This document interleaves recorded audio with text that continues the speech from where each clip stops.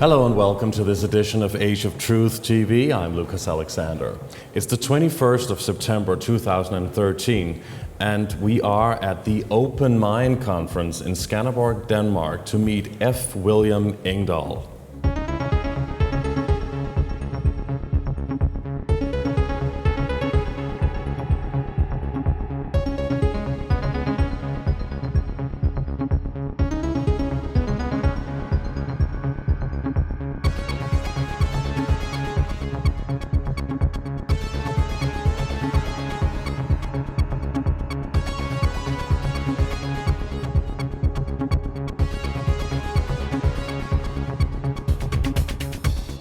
F. William Engdahl, who has some very interesting topics to talk about.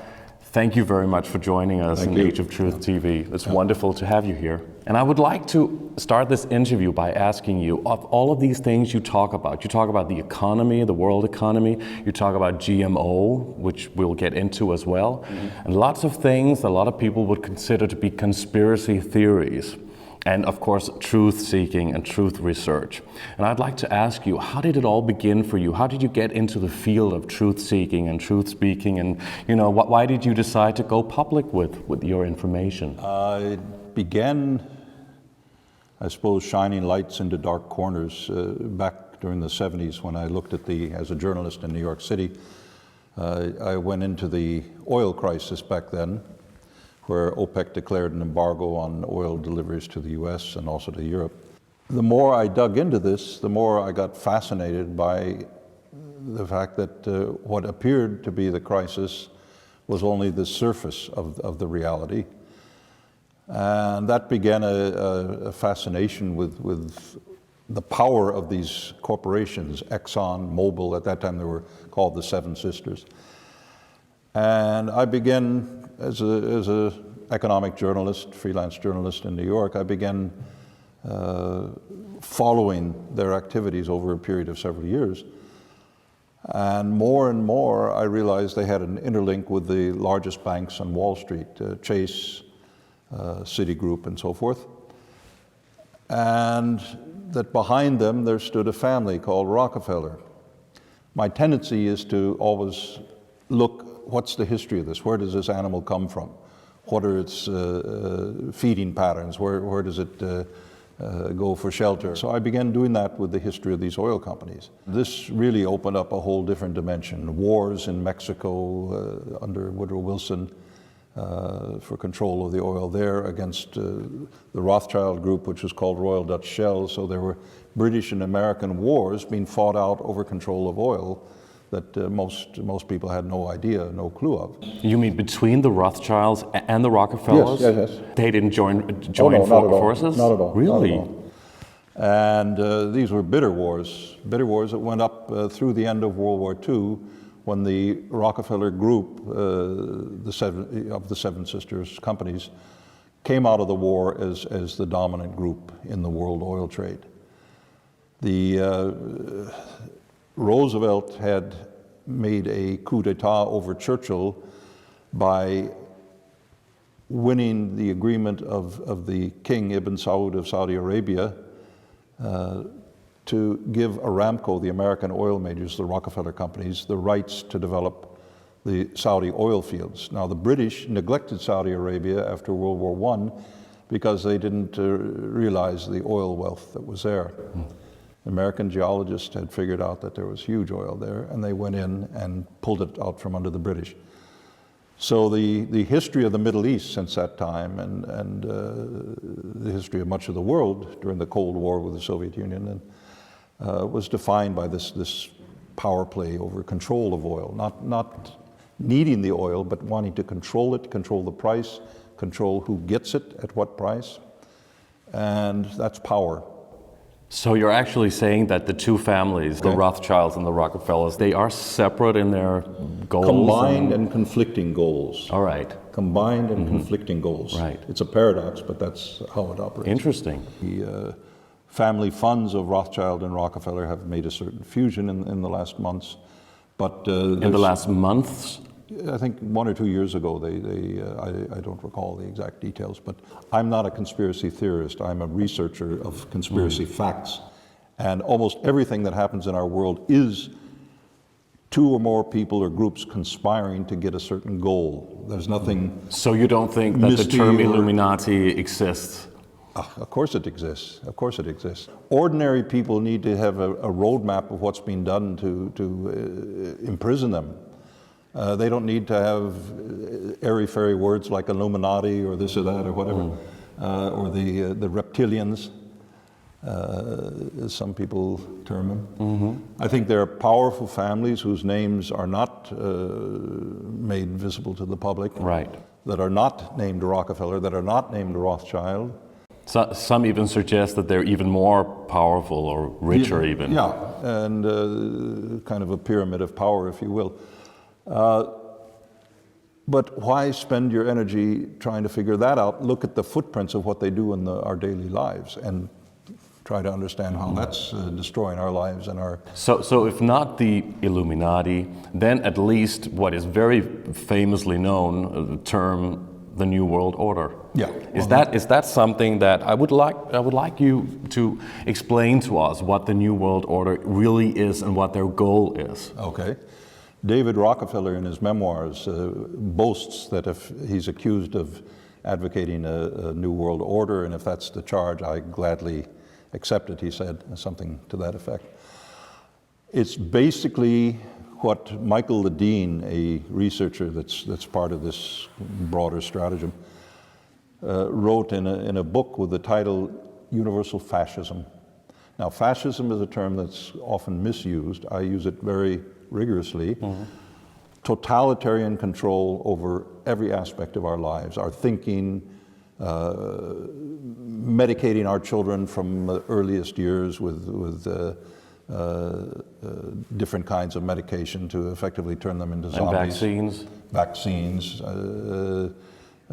for attention deficit disorder, so-called. Right, which is quite popular now to give people medicine for that. Yeah, give them medicine for everything, and then they'll love their imprisonment, as Aldous Huxley said. So people should not take all of those vaccines. They're bad for you. It's better not to take them. I have never seen a serious independent scientific study that shows any single vaccine has done anything positive for the health of any human being. Really? Never. Seriously? Show me one. Seriously. But why do all the doctors in the world give you those vaccines and medicine? Why do all the doctors have all sorts of nice perks and subsidies from the drug companies? But they're quite highly educated. They're highly tunnel blinded by the education of medicine. You're a specialist on the heart or the ear or the throat or the eye, and you don't study the entire health of a person as a social being in a community and a family. That's irrelevant. If you go to China, and I've been to China many times, and you meet people who practice traditional medicine in China, they look at the entire health structure of that person. But I mean, a lot of people who would be listening to you right now and maybe has an illness or will get ill at some point, what are they supposed to do? You don't take vaccines because you're ill, I'm sorry. You don't take flu shots to get rid of the flu.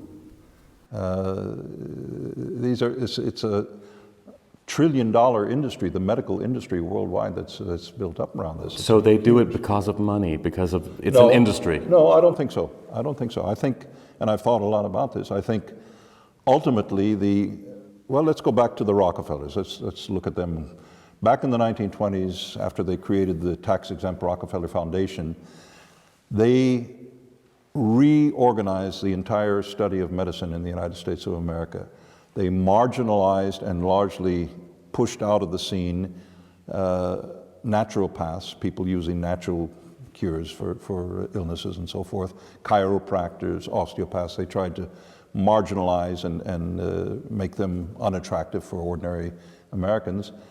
And they revamped the entire curriculum in Rockefeller certified medical schools around the United States, University of Minnesota, this and that and so forth. So they funded it, or? Yeah. They financed the doctors. The Journal of the American Medical Association, the head of that for years was absolutely corrupt and in bed with the drug industry. So he would write favorable articles about so-and-so drug for this and this disease, And drug companies that didn't play this game were attacked in the Journal of American Medicine that every doctor in America has. So it was a lot about money, actually. It's a lot about money, but the drug companies, I think, at a deeper level have a higher agenda, and that is to have a population on the level of Rockefeller. Why would Rockefeller have such an obsession with healthcare? It's not because he likes healthy people, just the opposite, I believe. I think these powerful families are pathological. They are terrified that masses of people, as they see them, like so many ants, are going to somehow wake up, realize that they're being looted blind by these powerful families who don't pay any taxes to any government anywhere. But a lot of people are actually waking up right now, right? Some people are waking up, some people are going deeper into sleep. It's a mixed situation. I tend to speak around the world to groups that are waking up, if you want to call that, coming out of the hypnosis, the self-hypnosis. I think what they want is a population, if you read Aldous Huxley's Brave New World, right. They want a population that's dumbed down, that's drugged down, that's in a state of kind of passivity where they can work a certain portion of their lives ever more difficult because of inflation, because of without asking critical questions. Without asking critical questions, without having the energy to get out on the streets and do something, because they're tied down, holding down 2 or 3 jobs just to pay the rent and feed their family. And I think that's the preferred state for what these powerful families want. Read 1984 if you want to get an idea of where they're going. It's or see the movie with Richard George Burton. Orwell described George it very Orwell, graphically. Yeah, Big Brother's watching us. We're talking about the New World Order. Yeah, this is what I would.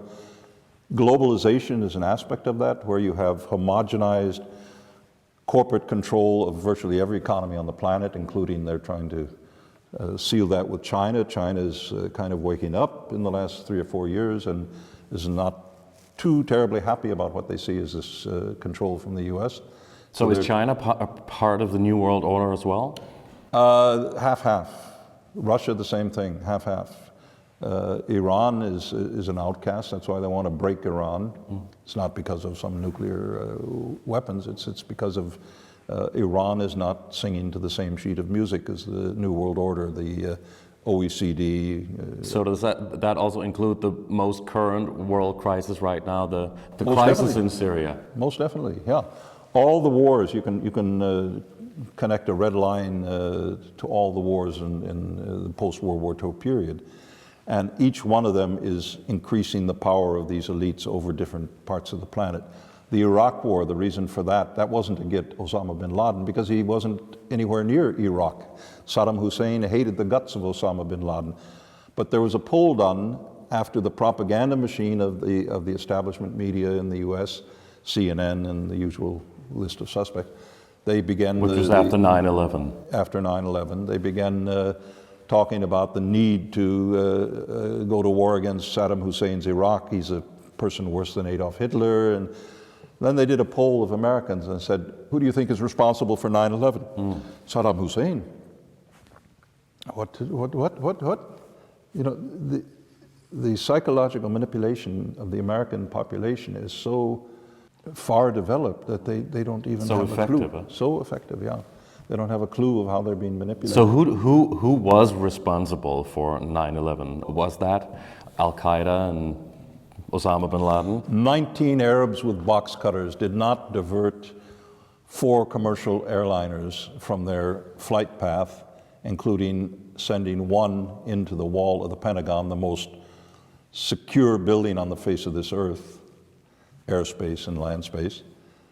This was an act that could only be done with the aid of government intelligence services and government experts. This is not a private job by a bunch of Saudis hanging out at a strip joint in Florida the day before, drinking and carousing and so forth, and then going up to Boston and kidnapping these 4 planes. This is a joke. I mean, this is bad B-grade movie stuff. You know, Hollywood wouldn't even. But a lot of people in this world believe it. Well, they think that a lot of people believe in the tooth fairy. I mean, what can I say? What can I say? So what about the crisis in Syria? What is the story, the real story behind what is going on in Syria right now in 2013? 2013, what's going on in Syria, the Pentagon after 9/11 had a list. General Wesley Clark was shown this list and he was shocked. He went public with it in 2007. 7 countries in the Middle East that the US is going to overturn the existing government and militarize those countries to take control of the entire oil flows of the Middle East, the largest concentration of oil production in the world, not because the United States economy needs that oil. They don't take very much of it. To control the energy flows of countries like China, who are becoming too independent for the US's liking. To control the energy flows to the European Union, so that if the European Union should rear its ugly head and try to assert its own sovereignty on any issue of importance, whether it be Germany, France, Italy, Spain, whatever, then there will be the means to cut off the energy flows and blackmail the European Union to get back on board the New World Order agenda. Brzezinski calls them the vassal states, Germany, Japan, and so forth. They're vassals like in the medieval order, pecking order.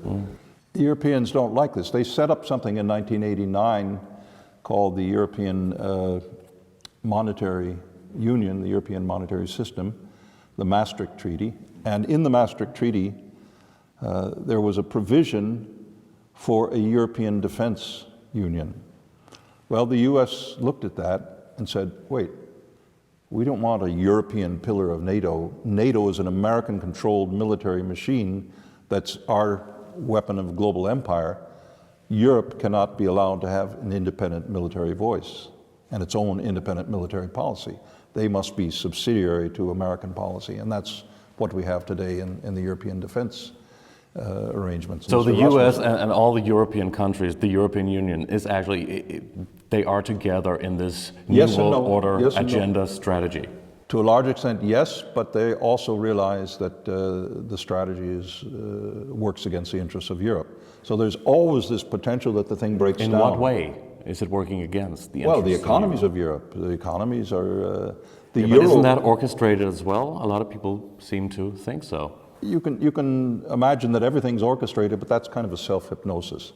Right. I think the problem that most of us have in the world today is that we have given up responsibility for our own destinies as human beings. We've given that over to someone. We say, it's everywhere, the New World Order, it's awesome, it's too powerful, what can I do as an individual? I just keep my head low and try to get by.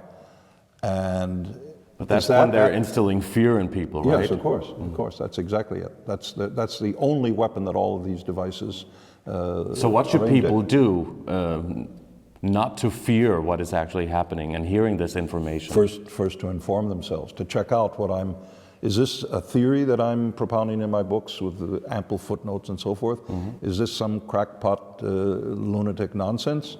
Or is what F. William Engdahl says in The Gods of Money, to take one of my titles, mm-hmm. Is that really the case? Well, let me research that. Let me find out. Am I responsible enough for what's going to happen to my children or my grandchildren mm-hmm. to inform myself? And that's the beginning. First of all, you can't go to battle against something you don't know what it is. Like Sun Tzu said 2,500 years ago, know yourself and know your enemy, and you will win 100 battles. If you don't know yourself and you don't know your enemy, you will lose every battle. Mm-hmm. I think you once spoke about universal fascism versus the idea of democracy. Please explain that. What is the democracy we see and have today? I don't see any democracy on the planet today. The word is thrown around. Demos is the Greek word for the people, and the oligarchs in classical Greece used the mob against their opponents, and they called that democracy, the rule of the mob, but the mob was always led. So the mob in America? Americans have no democracy today. You can't even go to a city council meeting and have an honest discussion about real issues. You're labeled an extremist. So how about the voting system? If you're a Democrat or a Republican? You're voting for the same thing with a different color shirt. Democrats and Republicans. Look at the transition from George W. Bush to Barack Obama. Mm-hmm. Obama campaigned on the slogan of change. Change you can trust, change, and he had no content to his campaign, whatever, except he had trained psychological techniques of NLP and various things. And people just went euphoric over Obama because they were so fed up with George W. Bush and his aggressive, pathological personality, if you want to call it that. Pathological? Yeah, yeah. He's a deeply disturbed, psychologically, there have been clinical analyses of his personality in his childhood from what's known. And certainly he's an emotionally disturbed human being. And Americans were fed up with the Iraq War, the Afghanistan War, this and that, and Dick Cheney, snarling at them. So they voted for this Barack Obama change, the first black American president. Oh, this is beautiful. He's so refreshing and whatnot. The same lobby groups, the same Wall Street banks that controlled Henry Paulson's policy as Treasury Secretary, the man from Goldman Sachs, moved in and took over every single economic and finance position in the Barack Obama cabinet. Mm-hmm. The same military industry controlled the defense policy of Obama. The Nobel Peace Prize was awarded to Obama before he barely had unpacked his suitcase in the White House. Yeah, that was quite fast, wasn't it? That was quite fast. They realized that he was going to make peace. So what did he do? He did up the amount of troops, the number of troops in Afghanistan by 30,000. He sent in more troops, didn't he? Yeah. And he's made wars in the Middle East. So is that also orchestrated from within? Oh, sure. It is? Well, by America? Well, this is a U.S. agenda. This is a Pentagon agenda that was laid out in a white paper by Richard Pearl and Douglas Faith back in the 1990s. I think it was 95. So it was already planned in 95? Oh yeah, it's called the Syrian War. Bush announced it as president in 2003, 2004 at a Group of 7 meeting called the Greater Middle Eastern Project, the Greater Middle East Project. And that was to transform the social structures, the control structures of the Islamic world from Afghanistan to Morocco. And the Saudis and several governments balked at that. They said, you can't treat us all with one template. You have Shia, you have Sunni, and so forth. So they dropped the term, but the agenda wasn't dropped. And now with the so-called Arab Spring, you've had the RAND Corporation and intelligence services of the US and Britain and France going into all of these Middle East and North African countries to create regime change under the guise of democratic revolt. And certainly millions of Egyptians were fed up with the military dictatorship and the oppression of the Mubarak years. And they got out on the streets of Tahrir Square, risking their own lives in some cases. I know people who were on the streets there. But they were used as cannon fodder to prepare the way for the Muslim Brotherhood, a fascist Islamic organization. So is it a religious conflict? No. Or is it financial or power? It's all and nothing. All of it. Religion is a tool being used by the Western intelligence services, by NATO, to channel change through organizations like the Muslim Brotherhood, who want to impose Sharia law on these populations and use that rage in a way to control. So religion is a marvelous means of controlling populations. So is that out in the open? Do people know this? I'm writing a book about it, so if they want to know more in 6 months, they can. But how do you know it? I've been researching this for decades, 3 decades more. They don't hear it in the press, they don't see it on television, they don't read it in the papers. Well, that's one reason I write books and try to make it available for a larger public. Do you believe that the media is also, how should we say, it's a manipulated? Machine. It's a propaganda machine. You saw it during the Iraq War where you had embedded journalism. So reporters from the New York Times, the Washington Post, and so forth go out into battle with military units of the U.S. Army. And of course, if your life depends on this soldier behind you defending you, you're going to be fairly friendly in your analysis of what you write. It's the mainstream media, let's talk about it very concretely, is conglomerate groupings that are controlled from the top down, and they are part of the agenda, if you want, of the globalization or the New World Order. So is the media feeding us lies? Quite often, sure. Most of the time, you think? take different issues and be concrete on that. Yeah. About Syria, the U.S. media has lied. Wars in general, the financial crisis. The financial crisis. How about global warming and all of that? It's all... Oh yeah, well that global warming is, as the new Prime Minister of Australia said, global warming is crap. So it doesn't exist? It's nonsense. We're into a mini ice age right now. There has been no measurable temperature increase in the last 22 years worldwide in the Northern Hemisphere. So why would they say that? It's a big crisis in the IPCC right now. There's enough scientific counter debate. So if you're countering the party line on the global warming, then you're labeled a climate denier. Now, what is that term? Let's deconstruct that. Right. It brings up an echo of people who were called Holocaust deniers. So it creates an image of the most brutal sort to label scientists who say, wait a minute, maybe the solar emissions, the solar eruptions of the sun have an effect on Earth's climate, but none of your climate models take this into account. Or the East Anglia emails that were leaked before the Copenhagen Global Warming Summit several years ago. Yeah. Those emails concretely demonstrate that the scientists who are doing the leading work on so-called global warming faked their data. This is a huge scandal. But why would they say that we have global warming and that we should because fear they that? have an agenda behind the global warming is what I think. Carbon trading, the Chicago Climate Exchange, which Barack Obama helped bring into existence, the London European Climate Exchange, these are owned by the same Wall Street banks which brought about this financial crisis in the first place. And if they get government agreement to limit CO2, which is a harmless, utterly necessary gas for all plant life on the planet, we would cease to exist if we didn't have CO2. To develop these carbon trading schemes and so forth, derivatives in this, it's like the control of oil that they do through derivatives or the control of the gold markets. So there's a deep agenda behind this, the agenda of reducing the industrial development of countries like China and India by saying coal emissions are creating too big a carbon footprint. We have to shut down the coal mines. We have to go with windmills in China instead, much more expensive, but you know it helps reduce the carbon footprint. The carbon footprint is utter nonsense. It's just there's no scientific, show me the science behind this. Well, when the winters started getting colder, people like Al Gore, who are making a fortune off of this, began using the term climate change. We have climate change. So every hurricane, every snowstorm, every blizzard, that's climate change. So we have to, reduce our consumption. We have to give up our automobiles. We have to cut down on air transport and so forth.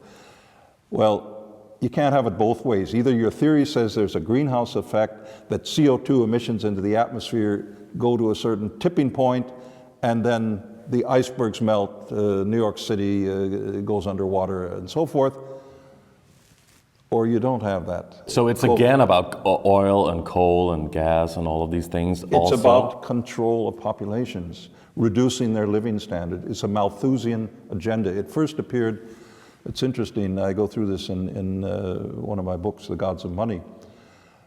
It first appeared after the oil crisis in the early 1970s. There was a whole battery of so-called experts that were rolled out in the United States and in Europe talking about global warming, talking about all of these issues, saying we have to have alternative energy. Amory Lovins was... Well, the scientist Nikola Tesla, whom you know of course, he spoke a lot about it.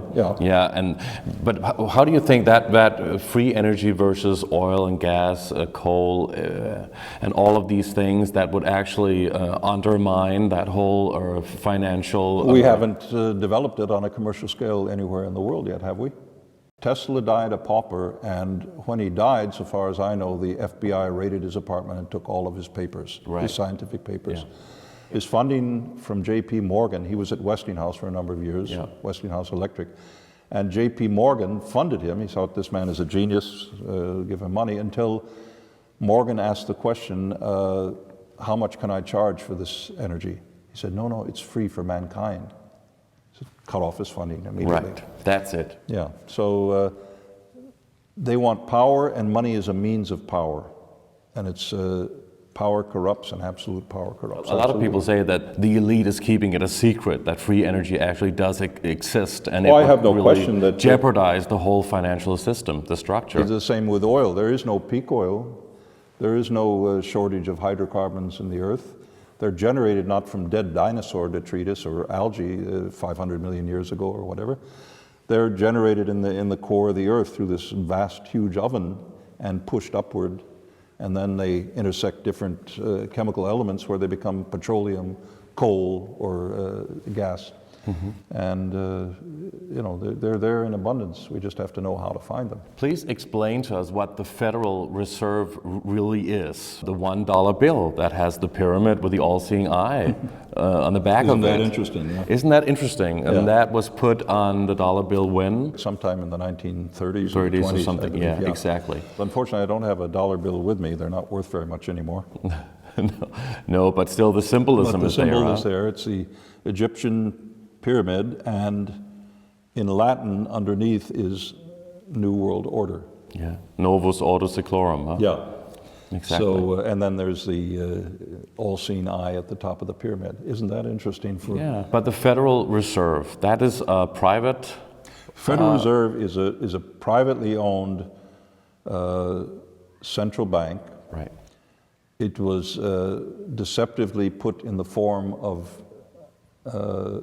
legislation in 1913 that Woodrow Wilson signed that made it seem like the President of the United States and the Congress had some say over the Board of Governors of the Federal Reserve. But the power of the Fed and its power to control money is independent of anything except Wall Street or the regional banks that own the shares of the San Francisco Fed or the Dallas Fed or the New York Fed. And most Americans don't realize this. It was a coup d'etat of the money trust, it was called by some Congressman Lindbergh, among others. Mm-hmm. The money trust spent years creating financial panics and different things in 1907, et cetera, to lobby for this power. And they finally got it under Woodrow Wilson. And shortly after that, they entered World War I. And had it not been for the Federal Reserve, they would not have the ability to finance the billions of dollars of loans to the French, the British, and the Italians that later gave them an entree to take over, slowly take over Europe. And is there a connection between the financial crisis in the 30s and the one we see now? The crisis we see now is an outgrowth of the repeal of laws that were implemented, the Glass-Steagall Act in 1933, to separate investment banking, buying and selling of stocks and companies and so forth, from commercial banking, loans to companies to build their plant and equipment and whatnot. And in 1999, Glass-Steagall was formally repealed by the Congress. They said, we have to have a level playing field. The European banks get away with combining the two, and we can't, so we're at a disadvantage. Well, that was a phony argument, but after repeal of that in 1999 by Timothy Geithner, who went on to become the Treasury Secretary under Obama, right. Geithner is a deregulator. Let the banks be free because we can trust them. They'll do the best for the country. Well, look at what they did. Look at what they did with the American economy. They just made a complete wreck of it, and criminal activities, fraud and so forth, with the real estate bubble. So repeal of the Glass-Steagall, which was put in after the Wall Street crisis of 1929, in the 30s, the Depression, opened the door to make banks that were too big to fail, as they themselves reminded Congress. If you let us fail, the whole economy will go under. Rubbish. Nationalize those 6 banks, there are only 6 of them. You nationalize them, you break them up, you put them into bite-sized chunks so that they can do something and be controlled and monitored, that they're behaving responsibly and legally. You put the financial derivative instruments that those banks dominate on a world scale, you put them under government regulation. They're not regulated today. They had exemptions that Timothy Geithner, as Treasury assistant secretary, or no, Geithner as assistant to Treasury Secretary Summers back in 2000, engineered the so-called Enron loophole to give an exception to financial derivatives and energy derivatives, that they don't need to be regulated by the Congress. So it's an open invitation to criminal abuse, and that's exactly what the banks did.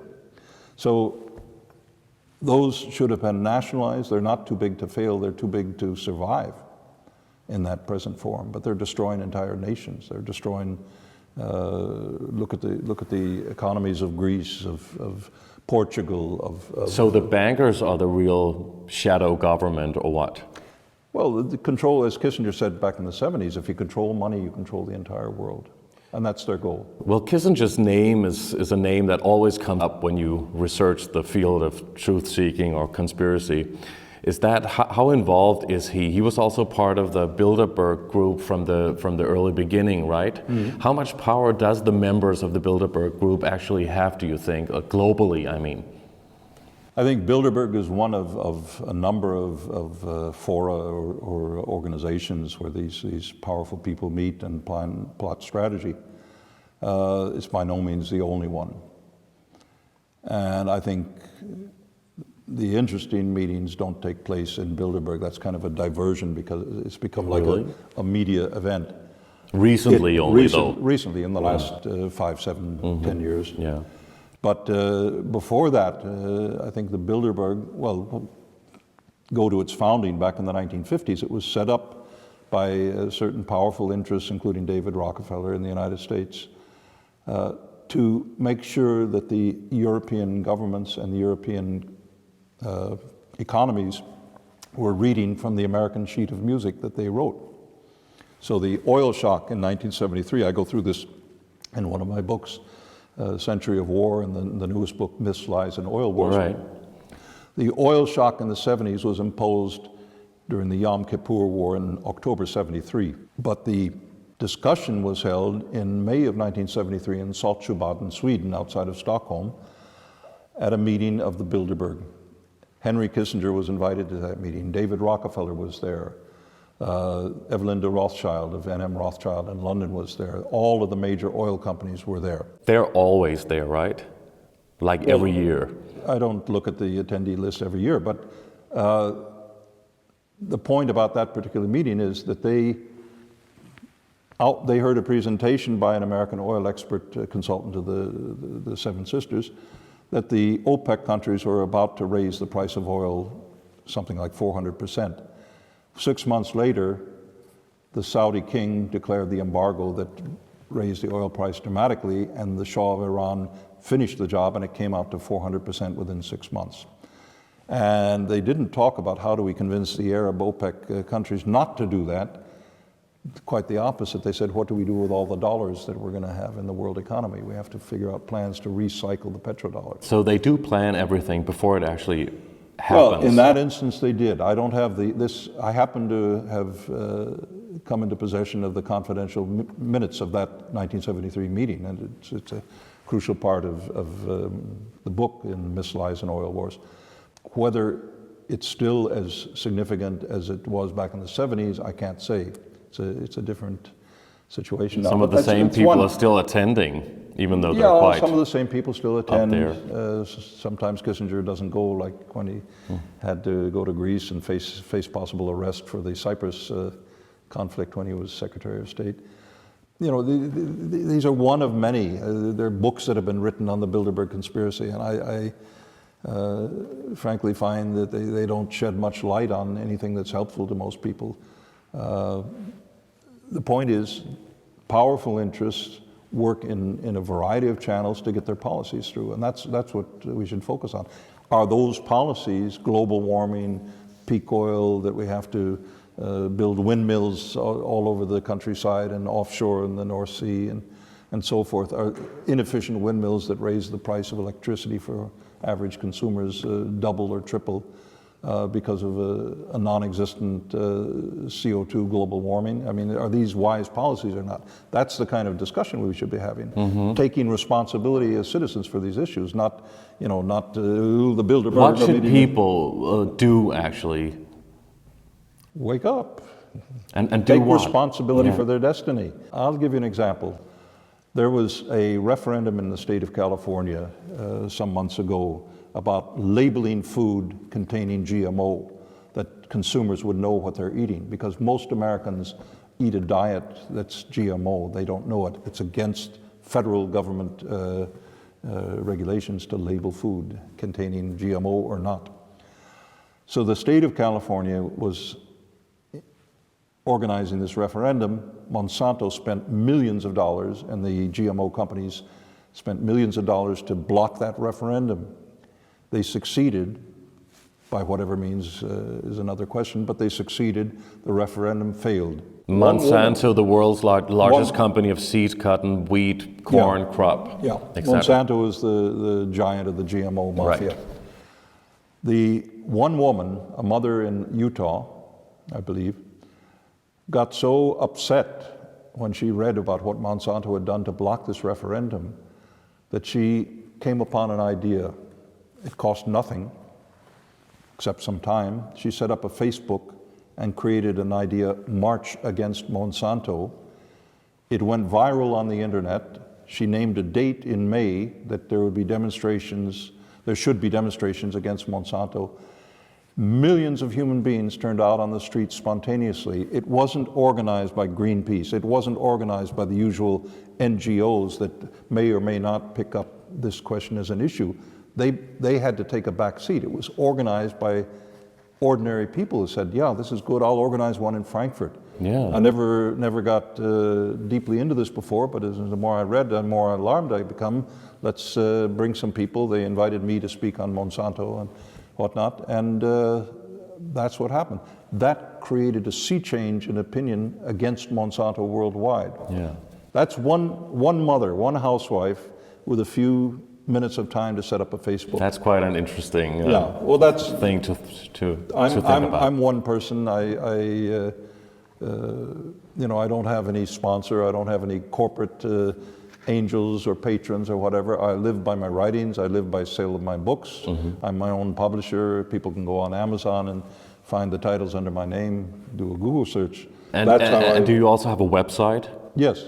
What's the website? The website is my name, williamengdahl.com, www.williamengdahl.com. Mm-hmm. And there you can click on any of my books. Yes. You can go into the archives. You can see the YouTubes, interviews that I've made over the years. It's all there. And your new book is called Myths, Lies and Oil Wars. Yeah, Myths, Lies and Oil Wars. Right. And it goes into the background of certain things like the Arab Spring, the real background that's not publicly discussed. And it goes into the history of the wars that have been done and manipulated by these powerful interests over the last 50, 70 years. And just briefly, why are you actually doing this? Why are you really going out there talking about these things? That's actually a very valid question. I think what drives me is from something deeply personal, and that I won't go into in this interview, but when I see misuse of power, that moves me very deeply. And these elites misuse their power massively. And we as ordinary human beings have to retake our own power that we have given up to them. We have to retake responsibility for our own destiny. And that, if I am able to contribute in some tiny way to helping people do that, helping people to think about how they're being manipulated and abused, because there's massive abuse of the human population by these powerful people, these powerful families. Instead of being fascinated, I think we've become hypnotized and fascinated by powerful people. And like the Circus Maximus in the Roman Colosseum, you're fascinated when the Kaiser can sit up there in his throne and the gladiator comes out against the lion and the lion rips him to death. It's like a hierarchy, right? Yeah. So I think we need to get over that fascination with the misuse of power and realize that we have power ourselves, like this one woman in Utah who transformed the the agenda of GMO, perhaps, by this one simple act she did. Yeah. And I think we can all do that in one way or another. Come out of the sleep, come out of the self-hypnosis, you know, turn off the television and wake up. And that's also why you're here at the Open Mind Conference in Denmark. Yes. to give a lecture. Yeah. 2 lectures, actually, Yeah. you're giving here. Yeah. F. William Engdahl, thank you very much for doing this interview. It's been wonderful. Thank you very much. Yeah.